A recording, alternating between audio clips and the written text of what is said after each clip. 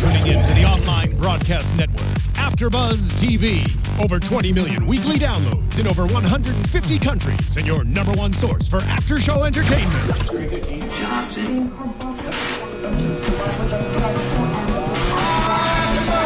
AFTERBUZZ TV, the destination for TV superfans, producing after shows for over 300 of your favorite TV shows, interviewing celebrities and showrunners, and bringing you behind-the-scenes exclusives. All thanks to E! Entertainment's Maria Menounos, producer Kevin Undergaro, and internet leader Kaufmann. Now, let the buzz begin! Hey, what up, everybody? This is the League After Show here on AFTERBUZZ TV. I am George Hermoza. You can follow me at ghermoza on Twitter and on Instagram. With me today is our very, very special guest. I work with him on other after shows as well. You know, we're going to see it together this Sunday. Yes. Why don't you go ahead and introduce yourself, Steve Kaufmann? I'm at Steve Kaufmann. That's Kaufmann. Do you not wear the belt on this show? Well, we're not a wrestling show. Okay, that's fair. And they said the same thing on Total Divas yesterday, too. George and I cover various topics, not all of which are wrestling, including this show. Yeah, you know, we're more than just wrestling people. Which is just a straight-up comedy. Yeah, exactly. We're also about football as well. I was very relieved to know that you are also a fan of The League. Yes. So, very fun show to watch. We're on Season 7, Episode 3. I'm still a little upset that it's the last season. What about you? I feel we're about done. Do you think it's done its time? And I think it's done its time, and I think everyone on that show has hit their limit where it's like, I was shocked. Like, the last couple seasons where Nick Kroll wouldn't be in, like, you'd see Nick Kroll Skype in or something. Yeah. I was like, oh, yeah, that's because he's really busy. He's got other commitments. Because he's Nick Kroll. Yeah. And everyone on that show has gained such notoriety and a career that it's kind of like, are we still? Although there is that one guy who was a little lying about something that's probably, I don't know if he's still in trouble, but... Well, I mean, his credibility definitely took a dump.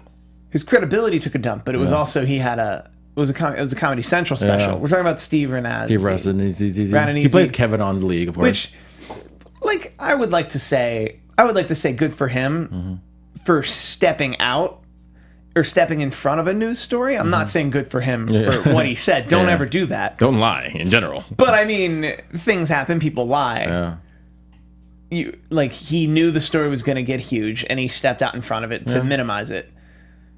And ultimately, I think more people watched his Comedy Central special because of it. Maybe. I mean, if we've seen anything with the media, it's that people just forget. People forget. They get over it. They forgive. So, I mean, it's just the way it is. Yeah. And I think he's still silent on Twitter. Yeah.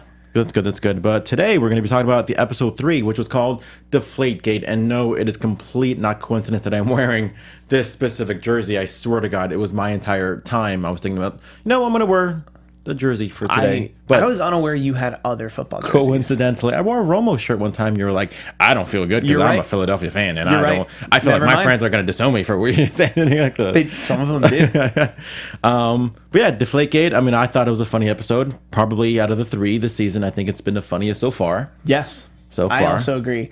Not that much football, like allusions to football, but very little football and very little league talk in this whole episode. And I actually like those episodes because I remember it was probably season 3 where the NFL strike was about to happen and they were ready to move forward with an entire I agree with you. season without football, and it showed just how strong this show is and these characters are. But we don't need there to be football. It kind of reminds me of Entourage, where it was like, as the show progressed, it became so much more about the characters themselves and not just about Vincent Chase.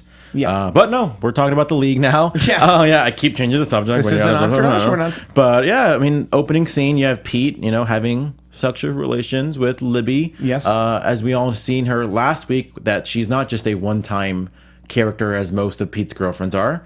Ariel Cabell, who I remember her from John Tucker Must Die, who, by the way, has gotten so much hotter in the past few years. Agreed. She was very, very cute on John Tucker Must Die, but now she's just smoking hot. And to see her in that kind of scene, I'm like, kudos, Pete. Also, Pete strikes me as the kind of guy who evolves from the one night stand to the multiple night stand. Yeah. Have you had a 5-night stand? It's funny because it's amazing. They kind of refer to him as the draft kings of dating. They said that. I think they said that last week, where it's like week by week he just has a different lineup. But so I was kind of surprised to see her again, to be honest with you. But I mean, if you find your AJ Green or not Adrian. Well, no, Adrian Peterson. If you find your steady starter, you can still have a whole team. Yeah.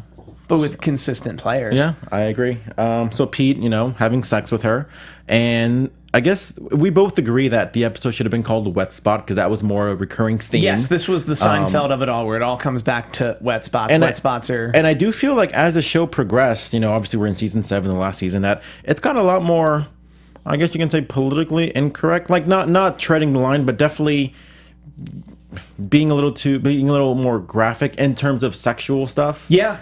Saying, and we all know what they're referring to as adults. Yes. But, obviously they're not going to say the exact. The show always earned its TVMA rating. Yeah, I think it's more the way FX is going. That FX... Because I think American Horror Story would have been not even in the first season when the show premiered. So shows like American Horror Story and the fact FX started a third network. Yeah. Second network.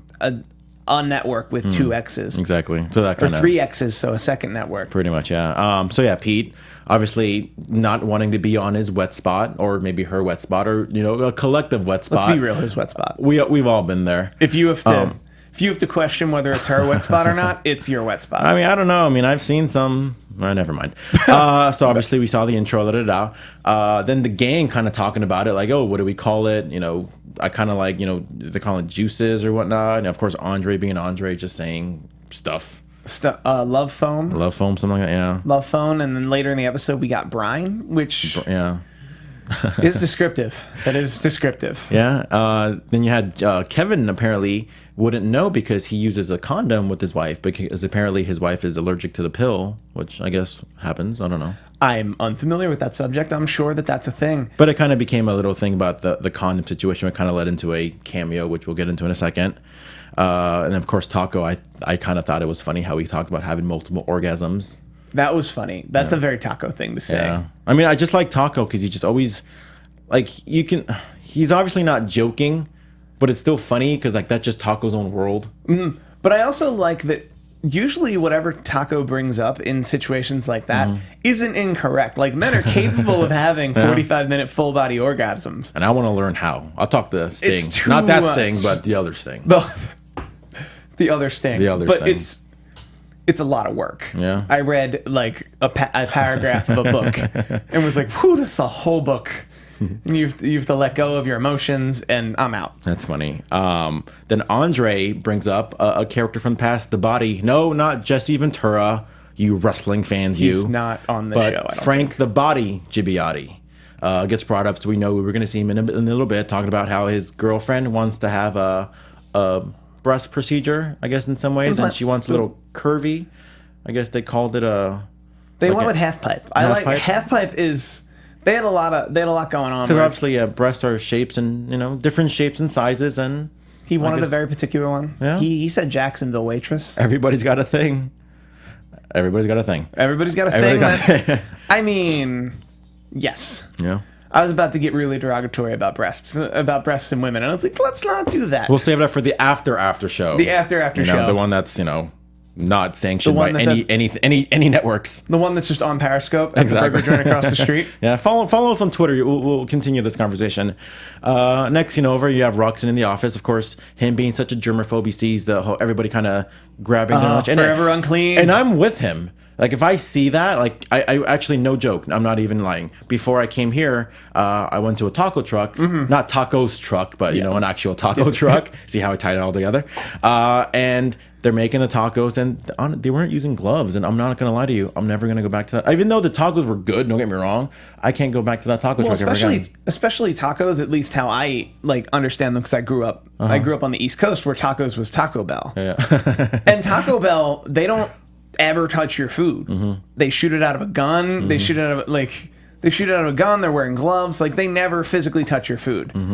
And they're one of the most sanitary places you could possibly get food. I love Taco Bell. Also love Taco Bell. But I'm with Ruxin. Like, if I see somebody grabbing the food, like, the chips, and then getting it's like, no, thank you. I'd rather. So he got a little grossed out. So of course he's making up a scene, and obviously I love Rob Riggle. He's funny in pretty much everything I've ever seen him do. So love the Rob Riggle cameo. Maybe the last that we'll see of him on the league, obviously for.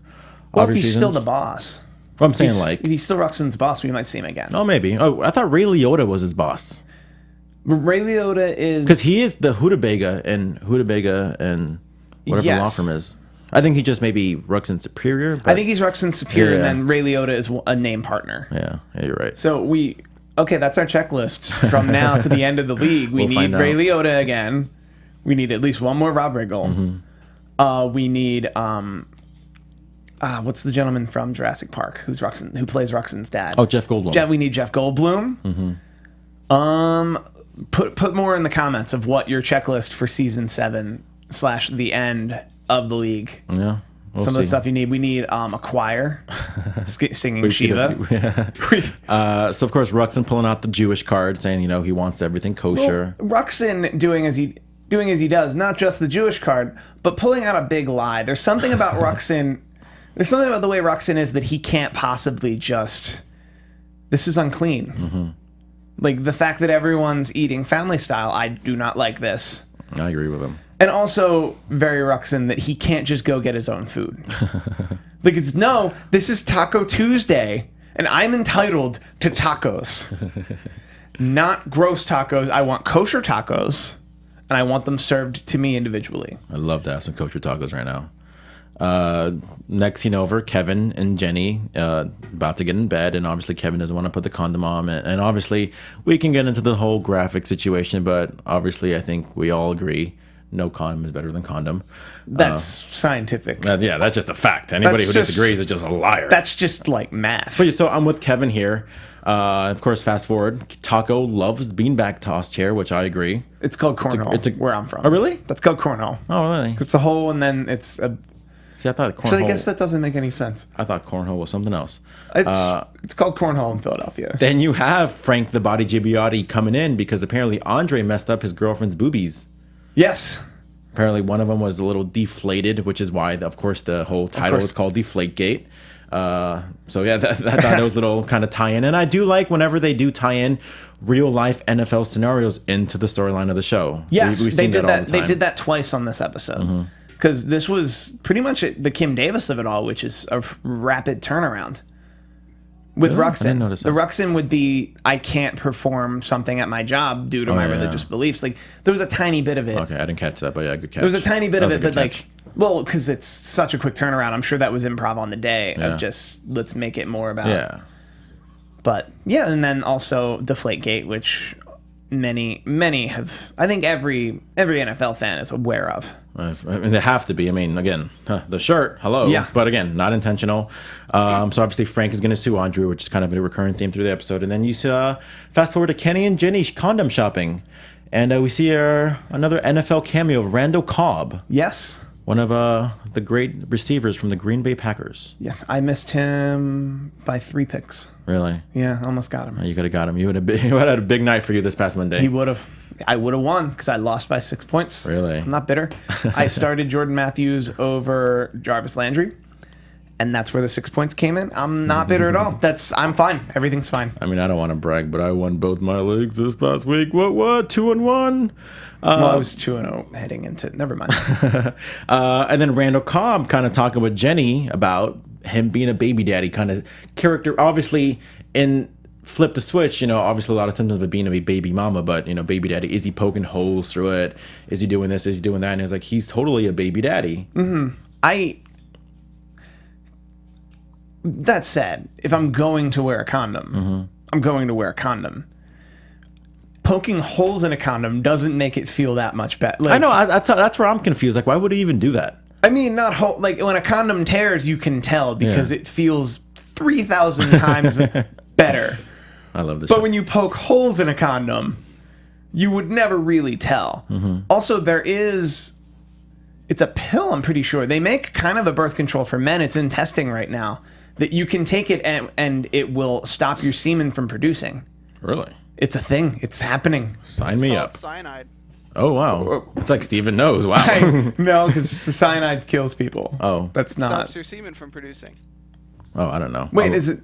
We'll Google but it it. Also stops your body from functioning. But we'll Google it later. But I do like the whole references of slot shaming as far as because Rhino Cobb being a slot receiver and then making fun of Jenny last week about having slots, Edelman, Cobb on her team. And of course, slot shaming was you'd be the slottiest person that you know. Slot shaming was a very good play on the words. I kind of like that whole thing. Of course, Ruxin, going back to Ruxin, walks in and everybody's saying, wow. Okay, everybody's saying that, he doesn't have the kosher meal, but it's Yom Kippur, but they want him to be, hey, stay Jewish because we need you to land a really big client. So that was, being, of course, Ruxin kind of biting himself in the ass about being the whole, hey, you want to be super Jewish? Well, there you go. Of course, Kevin and Jenny had, having sex, and he ended up poking holes, ended up getting some condoms from Yugoslavia, apparently, that he got in his freshman year from college, which I thought was... It seems like a long time ago. I still have my condoms from freshman year in college as well. But that's for a different reason. I'm also not married. It's a whole different thing. We're at the 2-minute warning here in case you haven't realized we're talking fast. Do you have a Shabbos goy? No, I'm not Jewish. Oh, okay. I'm not either. We probably are the Shabbos goy of somebody. We are. I think last Yom Kippur, someone asked me to do something. I didn't think about it. That Jewish designated driver.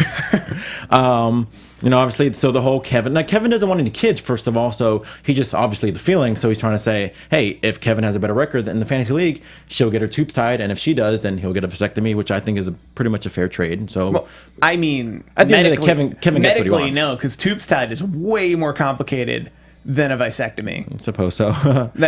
So from what I heard, apparently you're telling me, so I'm now medically that's an outpatient procedure. It takes like 20 minutes. So Taco ends up having a backyard being bad toss league in the backyard of Kevin and Jenny, which I'm sure was everybody's great, and he finds out that he's the one that taking the implants from Andre's office, causing them to deflate, which apparently Pete's gonna go testify. Yep, for Andre the Body or Jenny the Body Gibbiotti. Taco. Classic mix-up. We really got to speed it up. And of course, Ruxin at Jewish dinner. He gets a Shabbos goy, gets taco. But obviously, he pretty much in the midst of it, he kind of says, you know what? Screw this. Fantasy football is my religion. Number one priority, of course. I love that declaration from Ruxin. But it's necessary. It's something we haven't gotten. But before we wrap up, my favorite parts of the episode was when people kept slipping on the wet spot. Of course, Frank the Body and his girlfriend both slipping, and I thought that was a funny little moment that for each one. Was it? Do you agree? Yes, I heard you laughing when that happened. I also like that there are the slam lists reference. Like, I'm not handing over my phone because I have slam lists. Another thing I liked is Taco thinking that aloha was shalom. Oh, that was awesome. I thought that was awesome. And of course, and I do like the reference that Ruxin had about LaShawn McCoy. Now he's got a new Jewish coach. Yes, Rex Reinstein, who apparently loves feet. Obviously, a throwback to something that came out a few weeks ago. But that's pretty much it. The episode ended with Taco having sex with the Jewish guy's wife. Yeah, and of course, as most of these episodes do. I think we're getting the go home here, so I'm just gonna let everyone know you can find me at Steve Kaufmann. That's KAUFMANN. I tweet about football all the time. He really does, about his lovely Philadelphia Eagles, which keeping my fingers crossed for you because I know they got they're amongst turning around. They got a lot of problems. Let's go that. You can follow me. Thank you so much, Steve, for joining us. But you can follow me at Hermoza. That's GHERMOZA on Twitter, on Instagram. If you're watching on YouTube, thank you so much for watching. If you're listening on iTunes or SoundCloud, thank you so much for listening. We'll catch you next week here on AfterBuzz TV. From executive producers Maria Menounos, Kevin Undergaro, Phil Svitek, and the entire AfterBuzz TV staff, we would like to thank you for listening to the AfterBuzz TV network. To watch or listen to other after shows and post comments or questions, be sure to visit AfterBuzzTV.com. I'm Sir Richard Wentworth, and this has been a presentation of AfterBuzz TV. Buzz ya later. The views expressed herein are those of the hosts only and do not necessarily reflect the views of AfterBuzz TV or its owners or principals.